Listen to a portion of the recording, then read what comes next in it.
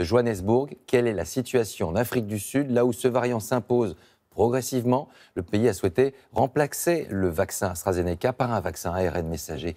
Reportage Nicolas Bertrand, Jean Barrère. C'est le quartier le plus célèbre de Johannesburg, l'endroit qui vit naître Nelson Mandela. Soweto est d'ordinaire une fourmilière humaine. La densité de population ici est propice à la circulation du virus. Mais de mémoire de Sud-Africains, les habitants ne l'avaient jamais vu aussi déserté. Sur les marchés, il n'y a que quelques clients venus rapidement se ravitailler. Les gens ont peur et moi-même j'ai peur. Je sors de chez moi quand c'est absolument nécessaire, mais j'essaie d'éviter. Nous ne savons pas grand-chose à propos du virus.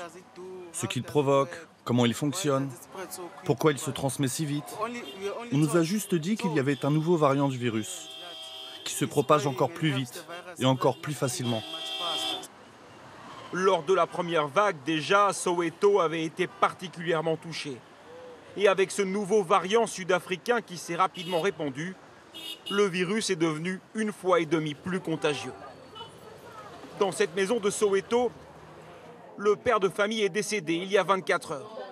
Une veillée funèbre s'est improvisée autour de son épouse, même s'ils n'ont bien sûr pas pu récupérer la dépouille.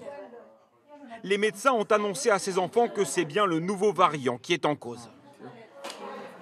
Il n'a jamais été malade. Il n'allait jamais chez le médecin. Depuis quelques semaines, la mort semble s'être invitée dans chaque famille de Soweto.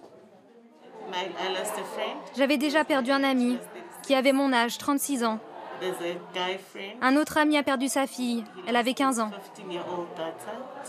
Ce nouveau variant, en fait, emporte tout le monde.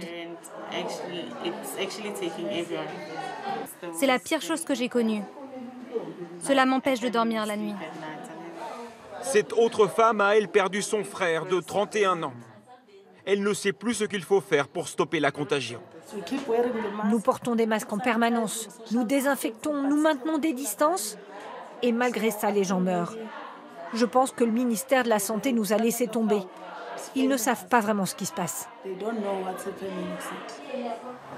Avec ce nouveau variant, la surmortalité a doublé dans le pays. Selon les scientifiques, le chiffre officiel de 40 000 décès dus au coronavirus est largement sous-évalué. Dans les faits, la pandémie aurait déjà tué près de 100 000 personnes ici en Afrique du Sud.